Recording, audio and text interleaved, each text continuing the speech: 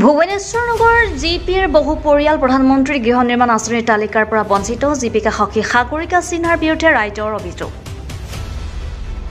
জীৱিকা সখী সাগৰিকা সিনহাই মুখ্যমন্ত্ৰীৰ নিৰ্দেশ অমান্য কৰি নিজৰ ইচ্ছা অনুসৰি জিঅ'টেক কৰিছে। কাছাৰ জিলাৰ বৰখলা সমষ্টিৰ ভুৱনেশ্বৰ নগৰ গাঁও পঞ্চায়তৰ ছয়ান বস্তিৰ একাংশ পৰিয়াল প্ৰধানমন্ত্ৰীৰ গৃহ নিৰ্মাণ আঁচনিৰ পৰা বঞ্চিত হৈ পৰিছে।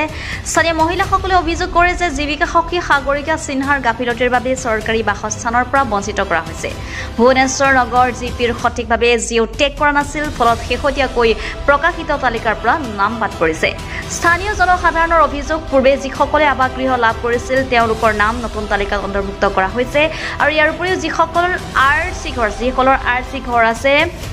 চি চিৰ ঘৰ আছে তেওঁলোকৰ নাম নতুনকৈ প্ৰকাশিত তালিকাত দেখা গৈছে, যিটো নিয়মৰ বিৰুদ্ধে। এই পৰিস্থিতিত ক্ষুব্ধ হৈ গাঁৱৰ লোকসকলে সংবাদ মাধ্যমৰ সন্মুখত অভিযোগ কৰি কয় যে পালি নেতাই লগ হৈ জীৱিকা সখী সাগৰিকা সিনহাই জিঅ'টেক কৰিছে আৰু এই সন্দৰ্ভত কাছাৰ জিলা আয়ুক্তসহ ৰাজ্যৰ মুখ্যমন্ত্ৰী হিমন্ত বিশ্ব শৰ্মাৰ দৃষ্টি আকৰ্ষণ কৰি পুনৰ কয় যে ভুৱনেশ্বৰ নগৰ জিপিত জিঅ'টেক কৰাৰ বাবে পুনৰ অনুৰোধ জনায়। News desk report Arunoday Assam. हम सब यहाँ पे इकट्ठा हुए, एक समस्या को लेकर इकट्ठा हुए, तो शायद 2-3 महीने हमारे यहाँ पे जियोटेक हुआ था। तो हमें लगा कि हम सबको तो घर हमारा लिस्ट पे नाम आ चुका है, लेकिन कुछ दिन बाद देखा गया कि हमारे पास वाले वार्ड पे जो कि है वार्ड नंबर 8, उस पर बहुत सारे लोगों का नाम आ चुका है जिनका जियोटेक हुआ है, लेकिन हमारा किसी का भी नाम लिस्ट पे आया नहीं है। फिर हमने सोचा कि शायद हमसे कोई गलती हो गई या फिर कुछ हुआ, तो हमने हमारे मेंबर से और बाकी जो है गवर्नमेंट उनसे हमने परामर्श लिया।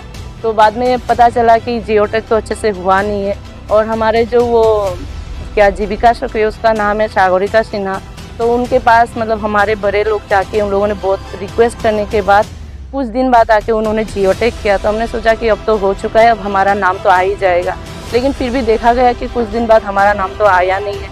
फिर हम सब मिलकर, हम गाँव वाले जितने सारे लोग हैं, हम सब आज यहाँ पे इकट्ठा हुए। ज़्यादातर यहाँ पे तो बहुत सारे लोग हैं जिनको ज़रूरत है ऐसे घर की, बट किसी का नाम तो आया नहीं है।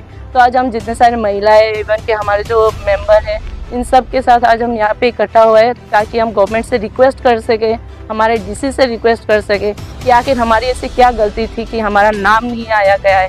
तो हमारा डीसी से और हमारे गवर्नमेंट जो है, हमारे चीफ मिनिस्टर जो है हेमंत बिश्व शर्मा, उनसे हम रिक्वेस्ट करते हैं कि आप फिर से हमारी रिक्वेस्ट सुनकर हम सब की जो परेशानी है उनको समझकर फिर से आप रीजियोटेक करें, यही हम सब की रिक्वेस्ट है। इसलिए हम आपसे रिक्वेस्ट कर रहे हैं सब महिलाओं की तरफ। এখানে কতদিন আগে জিওটেক করা হয়েছিল, আমরা সবাই শয়ন বস্তিতে কথা কই, আর আমার এখানে কতদিন আগে জিওটেক করা হয়েছিল, আর কিতা জীবিকার নাম হলো সাগরিকা সিনহা।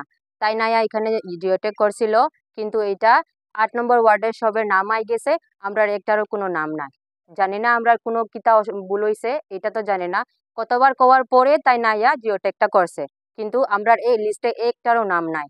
আমরা এখানে কমসে কম 30-35 জন বা 40 জন এরকমই গড় পাওয়া আছে, কেউ পাইছে না। কিন্তু এটা হলো আমরা সমস্যা। আর আমি সবাই মিলে অনুরোধ করছি ডিসি বা গভর্নমেন্টের যে আবার এখানে জিওটেকটা ভালো করে হইতো আর কি, এটাই আমার অসুবিধা।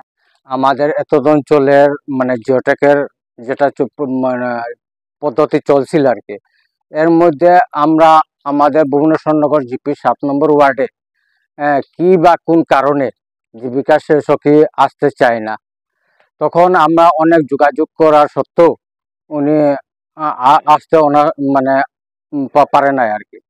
তখন শেষ পর্যন্ত আমরা লাস্ট মোমেন্টে আমরা ওনাকে মানিয়ে আমরা সোনাপুর বাবুরবাজার থেকে আমরা বাইকে করে ড্রপিং করে আমরা নিয়ে আসলাম আমাদের এই 7 নম্বর ওয়ার্ডকে ইন্দিরাবাস জিওটেকের আওতাতে আনার জন্য।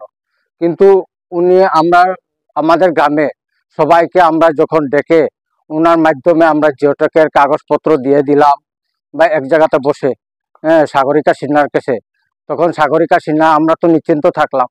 এরপরে পঞ্চায়েত ইলেকশন গেল, এরপরে যখন এই জিওটেকের যখন লিস্ট আসলো, পাশের ওয়ার্ডের 7 নম্বর ওয়ার্ডের 8 নম্বর ওয়ার্ডের যেটা সবের নাম আছে, কিন্তু আমাদের 7 নম্বর ওয়ার্ডের আমরা যতজন এখানে আমরা ওনার কাছে জিওটেক করেছি একটাও নাম আসে নাই।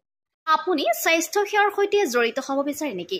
লেবৰেটৰী টেকনিচিয়ান বা অন্য পেৰামেডিকেল টেকনিচিয়ান হিচাপে সন্মানজনক বৃত্তিত নিয়োজিত হ'ব বিচাৰে নেকি? তেনেহলে আপুনি যোগাযোগ কৰিব পাৰে ইনষ্টিটিউট অফ এলাইড হেল্থ সায়েন্সৰ সৈতে। ইনষ্টিটিউট অফ এলাইড হেল্থ সায়েন্সত diploma in medical laboratory technology, bachelor in medical laboratory technology আদি কোৰ্চত এডমিশনৰ সুবিধা লাভ কৰিব। ইনষ্টিটিউট অফ এলাইড হেল্থ সায়েন্সত উপলব্ধ সকলোবিলাক কোৰ্ছে university recognise course. Institute of allied health সায়েন্সত এডমিশনৰ বাবে যোগাযোগৰ ঠিকনা তেতেলিয়া LP স্কুলৰ সমীপত গুৱাহাটী। ফোন নম্বৰ 600006263881 বা 6001089572।